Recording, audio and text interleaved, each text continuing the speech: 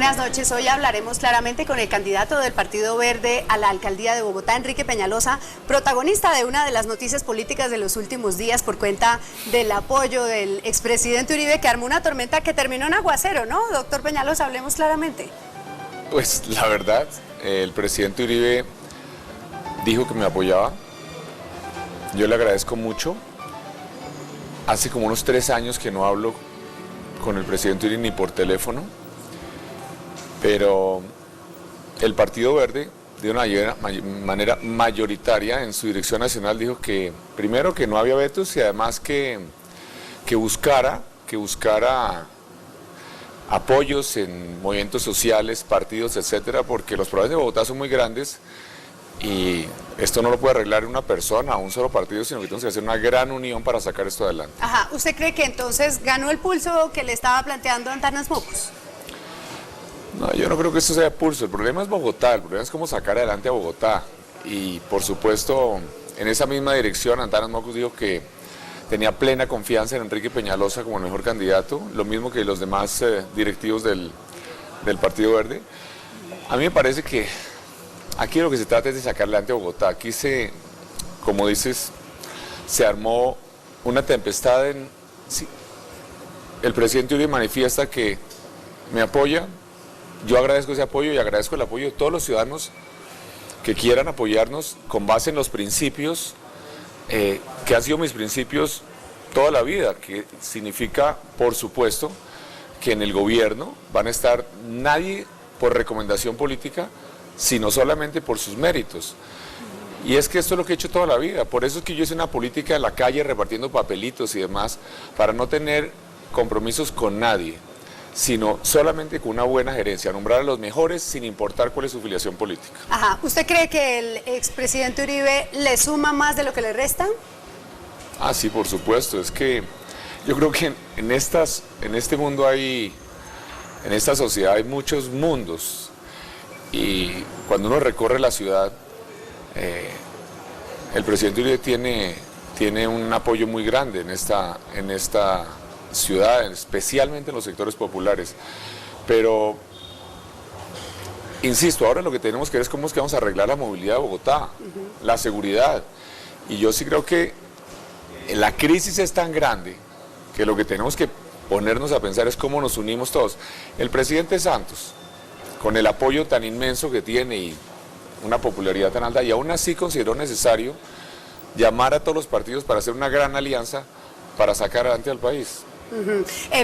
No nos vamos a concentrar solo en el tema del expresidente Uribe, tranquilo, doctor Peñalosa, pero por supuesto tengo que preguntarle, que usted dice, me suma, y yo le digo, bueno, le sumó hace 4 años cuando usted estuvo en campaña y él estaba en el poder y de todas maneras no le pudo ganar a Samuel Moreno. ¿Por qué ahora sí ganaría con el apoyo de Álvaro Uribe? Es que esto no se trata solamente de sumar y de restar.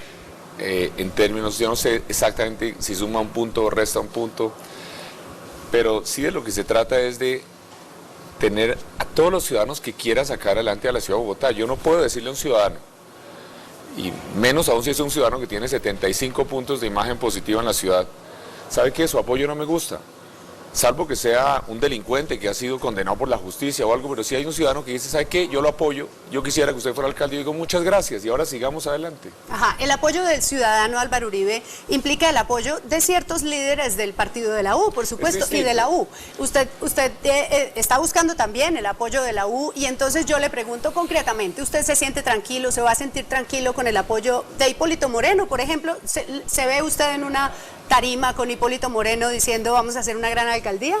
No, con Hipólito Moreno no, pero es que, primero que todo, en el partido de la U, por ejemplo, hay líderes excelentes, como Oscar Iván Zuluaga, como Juan Lozano, como en los mismos concejales de la U. La mayoría de los concejales de la U son concejales excelentes, pero es que, sin importar que los concejales sean buenos, regulares o malos, yo voy a hacer un gobierno que solamente va a depender de las metas que tengamos y de la mejor gente.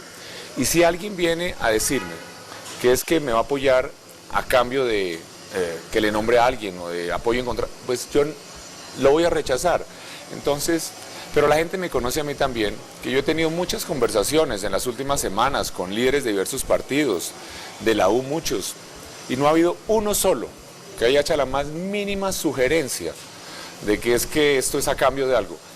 A lo largo de toda mi vida, yo he hecho una política en donde no he aceptado el apoyo de nadie que esté interesado en algo distinto del interés general. Nunca recibí un solo peso de contratistas, por ejemplo, del distrito, ni de proveedores, nunca. Y ni siquiera a nivel de la manera como se hace política tradicional de repartir dineros aquí y allá. En Bogotá no hay un líder político que pueda decir que yo le di 50.000 pesos para comprar gaseosa para hacer una reunión. La mía ha sido una política de respeto por la inteligencia del ciudadano y un gobierno de manera estrictamente basada en los méritos. De manera que si hay un concejal, un político, bueno o malo, que viene y me habla a mí de un problema de un barrio, algo que realmente yo deba saber y que yo puedo solucionar, pues bienvenida esa información, no importa quién sea. Ajá. ¿Cómo quedó su relación con el exalcalde Mocus, con el copresidente del partido? Pues mire, lo que nos une en el Partido Verde, yo soy muy feliz en el Partido Verde, son los principios y una manera de hacer política. Los partidos no necesariamente son clubes de personas que quieren salir de paseo juntas o de rumba juntas. Los partidos, un partido como el nuestro, estamos juntos porque compartimos una manera de hacer políticas con Sergio Fajardo, con Antanas Mocus, con Lucho Garzón. Somos personas que hemos hecho política sin dinero, sin decir mentiras, sin prometer cosas que no se puedan cumplir. Y entonces yo creo que eso es lo que nos tiene juntos en un partido. Unos principios, una manera de hacer política, una prioridad a una sociedad más igualitaria, y por eso estamos juntos, más allá de cualquier diferencia temporal en un momento dado. Ajá, dice María Isabel Rueda que es un poco desleal Mocus cuando no lo apoya a usted, considerando que usted lo apoyó incluso en el ridículo. ¿Usted no tiene un poco esa sensación que es maluco que en este momento le haya ocurrido eso con Antanas Mocus? Bueno, lo cierto es que lo apoyamos de todo corazón, aún en el ridículo, eso es cierto. Y no cuando iba ganando, cuando iba perdiendo 24 horas, es decir, 6 meses, tiempo completo, con todo el entusiasmo, con la lealtad absoluta. Pero por supuesto una parte es la parte humana y otra es la parte pues política. Sin embargo, no sobra recordar que en cientos de ocasiones durante la campaña Antanas Mocus hablaba de construir sobre lo construido, sobre mantener todas las cosas buenas que había hecho el presidente Uribe. En ese momento, el presidente Uribe no era ningún delincuente para él, ni mucho menos, todo lo contrario, él decía que había que construir sobre las cosas buenas que había hecho el presidente Uribe. Entonces, realmente yo creo que yo respeto sus posiciones, por supuesto, si él tiene una objeción radical a cualquier decisión que se lleve a cabo una campaña, pues que la exprese, y más allá de cualquier tipo de agradecimiento que pueda tener por el apoyo en su campaña. Ajá. Bueno, es muy difícil plantear ese tipo de preguntas de qué habría pasado si, y también sé que es difícil contestarlas, pero quiero plantearle una que es muy pertinente, que es en el tema de los nules. Si usted hubiera ganado la alcaldía y no Samuel Moreno, de todas maneras habría tenido el mueble encima de los nules, porque la adjudicación del Transmilenio de la 26 ocurrió en la alcaldía de Lucho Garzón antes de este periodo de alcalde. ¿Usted cree que habría ocurrido el desastre que ocurrió con los nules si usted hubiera sido alcalde? No. Es que, primero, yo no quiero juzgar al alcalde Moreno sobre los temas de corrupción. Yo sobre eso soy muy respetuoso, que eso lo decidan los jueces. Yo he criticado mucho esta administración por una cantidad de medidas equivocadas, de mentiras que se dijeron en la campaña. Decía que no había que vender la empresa de teléfonos y después que sí había que venderla cuando estaba en campaña, sin una sola página de estudio, de manera populista y irresponsable. Salió a decir que no se iba a hacer la mitad de la troncal 17ª, porque sí, para hacerse el simpático. Y luego entonces terminó proponiendo una troncal 7ª que no era ni una troncal bien hecha ni nada. Entonces hay múltiples críticas a la manera como se ha gobernado, más aún una cantidad de nombramientos, no obstante algunos buenos también, pero una gran cantidad de nombramientos por política, gente que no era la más capaz, la más idónea. Entonces, por ejemplo, en el tema de la administración de esos contratos, si hay un excelente director en el IDU, la mayor parte de los problemas aquí no hay una discusión, realmente no hay una discusión sobre la manera como se adjudicó el contrato. Lo que hay es una discusión sobre la manera como se administró, cómo se entregaron anticipos que no se debían haber entregado y toda clase de errores en la administración del contrato. Yo sí creo que si uno tiene las mejores personas administrando todas las entidades del distrito, pues no se presentan los problemas de corrupción. Es que la corrupción en la política, ¿dónde es que comienza? La corrupción en la política comienza por nombrarle recomendados a los políticos. Recomendados que además están ahí no porque es que el político les ayuda a conseguir un puesto de querido, sino que están ahí para ayudarle a hacer negocios. Entonces, en el caso mío, y eso no es teoría porque ya lo hice, jamás nombraría a nadie por recomendación política, solamente a los mejores del sector público, del sector privado, como ya lo hice. Y entonces así obviamente se reducen casi a cero los riesgos de corrupción. La semana pasada que suspendieron al director del IDU porque aparentemente no estaba entregando completa la información a la Contraloría, dijo, mire, nadie quiere ser funcionario público, y lo oigo a usted diciendo, bueno, vamos a conseguir a nombrar a los mejores. ¿Y de dónde los va a sacar? Si la gente dice, yo termino enchicharronado, investigado, inhabilitado, mejor no me meto en eso. Ese es un tema muy grave. Yo sí espero que las decisiones que han tomado las entidades de control, la fiscalía, etcétera, etcétera, que sean decisiones que se toman con base en criterios estrictamente jurídicos y no por la presión política del ambiente en un momento dado. Porque lo cierto es que aquí tenemos, y más grave aún, a nivel de las entidades del distrito, hay unas entidades que todo el mundo sabe que no funcionan, como la Contraloría o como la Personería, que son escogidas por el Consejo y que le cuestan a la ciudad 250.000 millones de pesos al año. ¿Y a quién se le puede pasar por la mente que las Contralorías y las Personerías municipales, elegidas por los consejos y por las asambleas, realmente van a ser idóneas para tener la mejor gente, personas que sean nombradas por sus capacidades para controlar de verdad los problemas? Entonces, y estas entidades pueden embargar a los ciudadanos, destituirlos. Incluso en Colombia ya tenemos un verbo que es empapelar. Ajá. Empapelar significa acusar a alguien a sabiendas de que es injusto, pero que uno lo va a enredar y le va a tocar pasarse 10 años pagando abogados y demás para lograr liberarse de esto.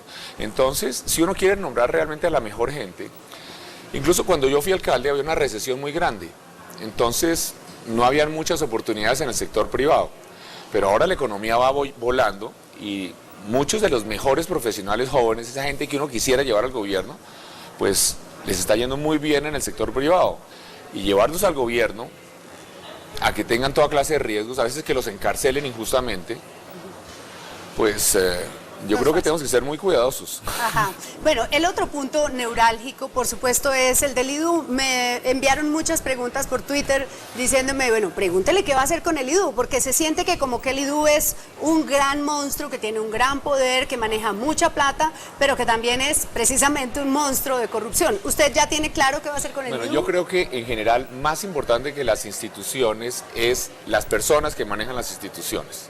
Digamos, en nuestra administración Andrés Camargo llegó a un IDU que también estaba mejor porque ya lo había mejorado Antanas Mockus, pero logró que era una entidad motivada de gente, incluso con la misma gente, porque no era, muchos de los empleados medios y demás no los cambiamos. Andrés Camargo, que terminó preso, ¿no? Sí, terminó preso, ese es el caso típico de un funcionario excelente que termina encarcelado por una cosa completamente loca, sí. Y después, hombre, qué pena, no había nada, pero entonces, sin embargo, yo creo que hay que hacerlo. En el gobierno nacional, el presidente Santos está haciendo lo que me parece muy interesante, y es sustituir el INCO por lo que es una agencia nacional de contratación, porque además ahora cada vez más habrá que hacer también contratación privada, concesiones privadas y proyectos con inversión privada, programas de renovación urbana con inversión privada, autopistas por concesión, etcétera. Entonces, en el gobierno nacional están estudiando la creación, la sustitución del INCO por una agencia nacional de contratación, y yo creo que es lo mismo que hay que hacer en el distrito, acabar con el IDU tradicional y crear una agencia distrital de contratación altamente especializada, que además tenga una especialización grande en ver cómo es que se vincula inversión privada a muchos proyectos. Y creo que los estudios que se están haciendo para la entidad nacional nos van a servir también para la entidad distrital. Ajá, hablemos del tema del trancón. ¿Cómo va a resolver el asunto de movilidad en Bogotá si gana la alcaldía? Bueno, una cosa es el trancón y otra es la movilidad. El trancón es algo bien difícil de arreglar porque están entrando a Bogotá, le entraron el año pasado 130.000 carros. Si tomamos que hay 10 metros por carro, con un espacio mínimo entre carro y carro, estamos hablando de 1.300 kilómetros. Una fila de 1.300 kilómetros solo los carros que entraron el año pasado, es decir, es mucho más que la distancia de Bogotá-Cartagena. Entonces es imposible pensar que uno va a hacer esa cantidad de vías, pero sí se puede arreglar la movilidad con excelentes sistemas de transporte público. Tenemos, por supuesto, que hacer una cantidad de vías nuevas que hay que hacer, algunas autopistas por concesión. Eso me lo preguntaron, ¿va a ser autopistas de esas con peaje, que la gente si no quiere trancón pues paga un poquito? ¿Sí? En algunos casos se pueden hacer. A mí me gustan más las grandes avenidas con semáforos que la gente pueda atravesar, con grandes aceras, que además movilizan el 80% del número de vehículos que las autopistas. La diferencia no es muy grande. Pero mejora la ciudad, no son como una barrera terrible en la mitad de la ciudad que hace imposible que la gente pase de un lado al otro, que no es agradable caminar junto a ellas, pero de todas maneras se necesitan algunas autopistas por concesión. Desde nuestra administración, por ejemplo, bueno, desde que yo estuve en la Cámara hace muchos años, logré que se hicieran los diseños para la autopista periférica de Bogotá, que después se volvió la autopista longitudinal de Occidente. En nuestra administración compramos, en un buen momento porque había una crisis económica y la tierra estaba muy barata, compramos toda la tierra para la ALO, para la autopista longitudinal de Occidente. Esa hay que hacerla y hay que hacer todas las autopistas que se hagan, por supuesto, tienen que tener carriles exclusivos para buses, no puede ser solo para el transporte privado, porque además se trancan de todas maneras, por grandes que sean las autopistas. En Estados Unidos todas las autopistas están trancadas en la entrada de las grandes ciudades, entonces tienen que tener soluciones de transporte masivo, grandes aceras, ciclorrutas, etcétera. Hay que hacer algunas de estas autopistas. Y transporte masivo. Ese es muy ¿Solamente importante. Transmilenio? ¿Va a seguir usted con el tema de que solo necesitamos Transmilenio? No, porque el punto es que el metro está en el COMPES, está en el Plan Nacional de Desarrollo, ya el marco legal para hacer el metro. Y yo siento que un poco está también en el imaginario de la gente que siente que tiene derecho a tener metro. ¿Usted sigue con no metro? No, por supuesto que hacemos metro, pero además hacemos un metro bien hecho.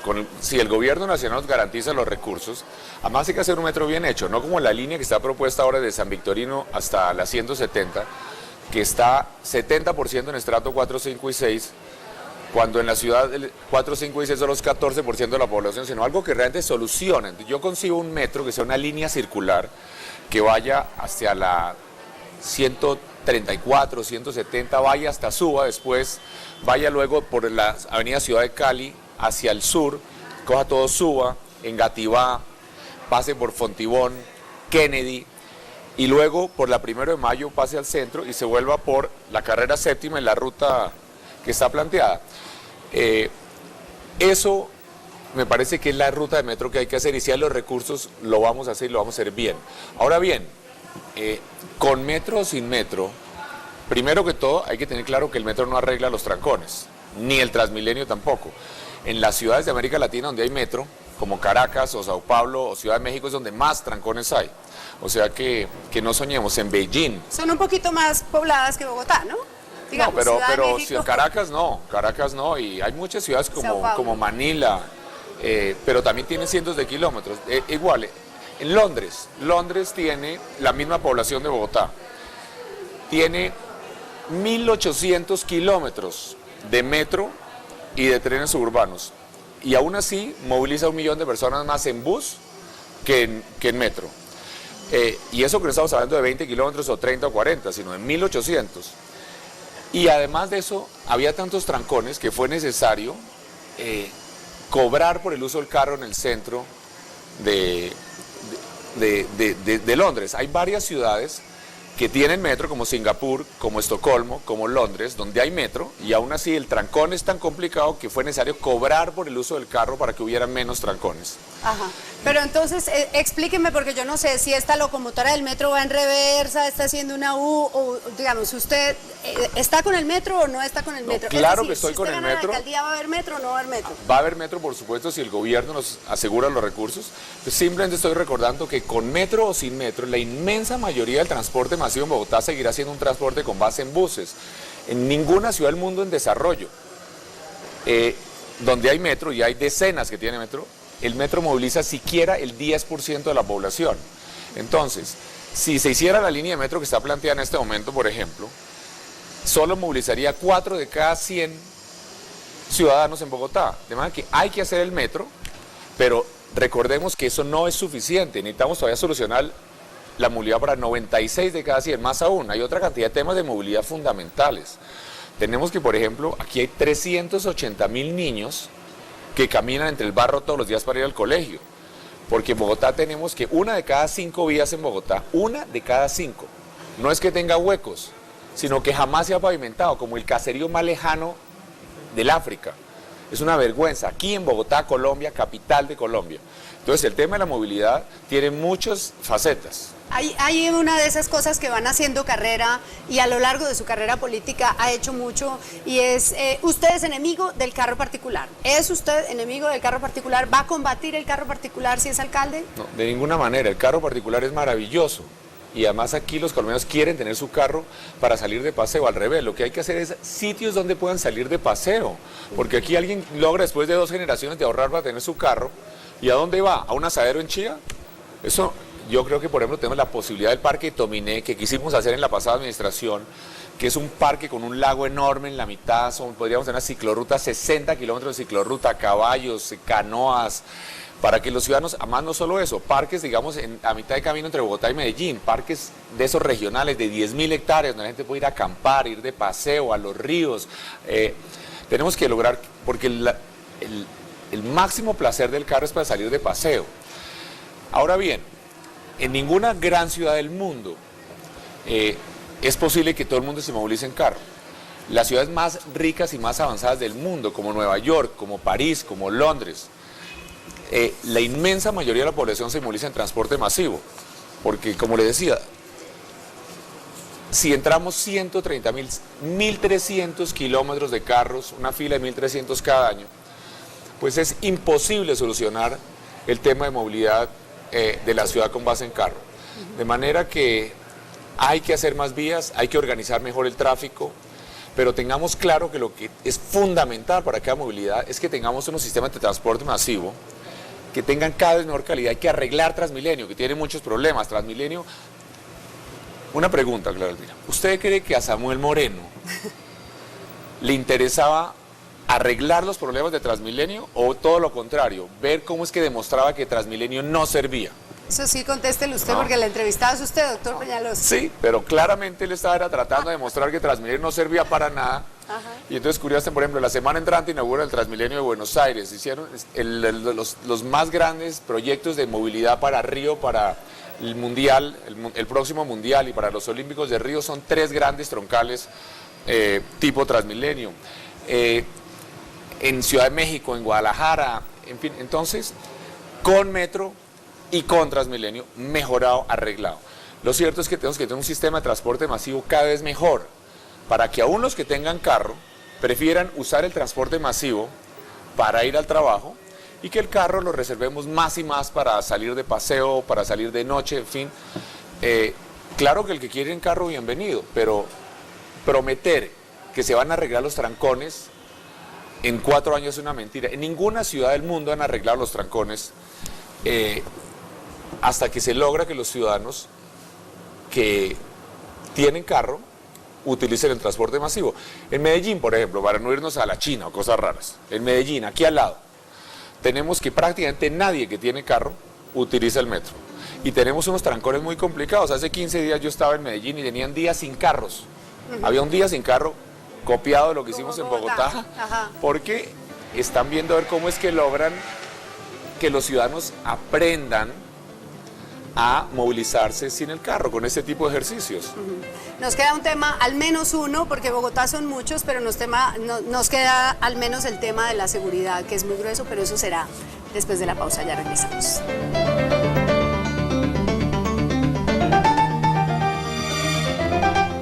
Seguimos hablando claramente con el candidato del Partido Verde a la alcaldía de Bogotá, Enrique Peñalosa. Mire, la gran preocupación de la gente hoy en Bogotá es el tema de la seguridad. O sea, asesinan a un sacerdote porque lleva un celular, hay niños violados, hay taxistas atracados, hay taxistas atracadores. ¿Qué hacemos? ¿Usted qué nos ofrece a los bogotanos, a los habitantes de Bogotá para la seguridad? Bueno, la gran mayoría de los delitos que se cometen en Bogotá son de bandas organizadas, profesionales.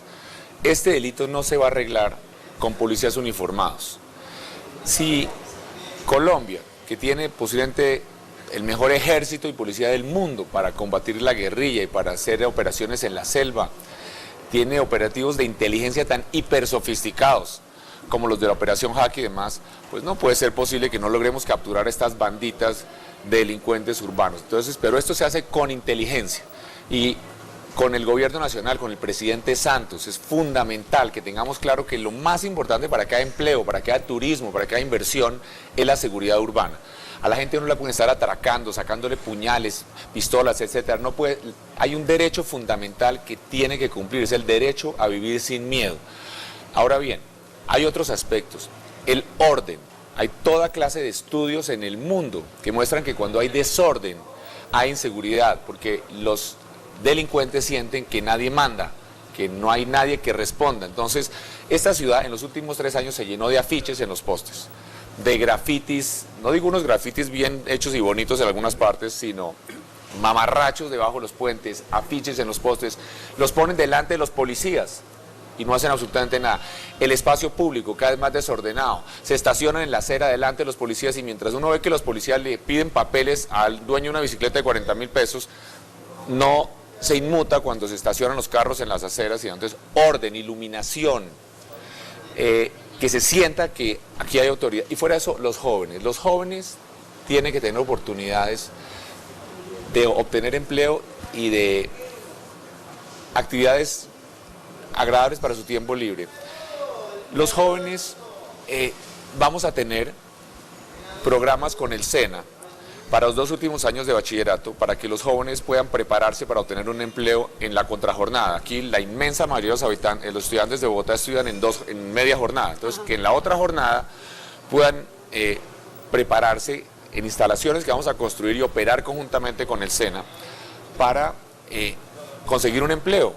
Fuera de eso, vamos a hacer, así como hicimos las grandes bibliotecas en la pasada administración, ahora vamos a hacer grandes centros comunitarios, más campos deportivos, canchas de fútbol con pasto sintético, centros comunitarios para hacer danza, música, fútbol en pasto sintético, de noche, actividades, campamentos, que los jóvenes vamos a llevarlos a hacer excursiones, a los páramos, a las selvas, a los campamentos que vamos a tener en el Parque Tominé. Sí, los jóvenes tienen que tener actividades y aventura, riesgo incluso, pero riesgo sano de caminar por la selva y por las montañas, sino porque un joven de 16 años, ¿qué tienen que hacer hoy?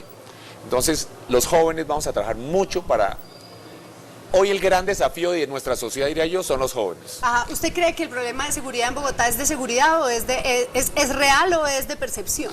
No, a mí, yo sí, con todo el respeto, a mí me parece gravísimo que cada vez que se habla del tema de la seguridad, la policía sale y nos dice que es un problema de percepción. Casi que lo que necesitamos no es policía sino un psiquiatra, porque los ciudadanos se están imaginando que es que hay inseguridad. No, aquí la gente vive con miedo. Todos nosotros conocemos gente que ha sido atracada en las últimas semanas, en los últimos meses, pero eso no es normal en el mundo. Hay ciudades, y no tienen que ser ciudades desarrolladas, donde la gente vive segura. Las mujeres, los viejos, los niños salen a cualquier hora sin que sus parientes estén asustados. Y no tienen que ser ciudades avanzadas. En Santiago de Chile no, hay una seguridad prácticamente total, las mujeres salen a cualquier hora, solas, los niños. Entonces, yo creo que no es culpa de la policía, por supuesto, aquí hay una cantidad de leyes que tienen que ser cambiadas. Casi todos los delitos que afectan a los ciudadanos de Bogotá hoy son excarcelables casi que de inmediato. Entonces la policía obviamente se frustra. En el mismo control del espacio público hay una serie de sentencias de la Corte Constitucional que prácticamente hacen imposible ponerle orden al espacio público. No es responsabilidad 100% de la policía, pero con la policía vamos a ver dónde es que están los obstáculos para que haya orden en la ciudad de Bogotá. Pero en general también hay otro punto, y es que para que la gente cumpla la ley, se necesita que sientan que su sistema es legítimo, que es justo. Cuando lo que están viendo es que hay corrupción, que hay un desastre, pues el sistema no es legítimo. Y entonces los ciudadanos pues no cumplen la ley tampoco, no denuncian a los que violan la ley, y tampoco la sociedad tiene siquiera la autoridad moral para sancionar a los delincuentes. ¿Cómo es que frente a esos robos enormes que se encuentran en el Estado, en el sector de la salud, en la contratación, etcétera, entonces llevar a la cárcel a alguien por robar celulares pues es más difícil? Sí.